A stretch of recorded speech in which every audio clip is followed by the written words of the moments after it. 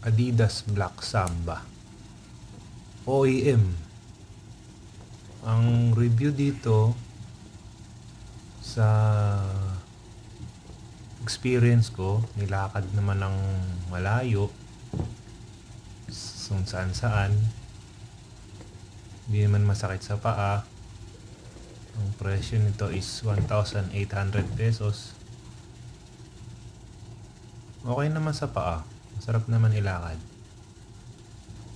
Kung naghahanap ka ng hindi masyadong mahal na sapatos,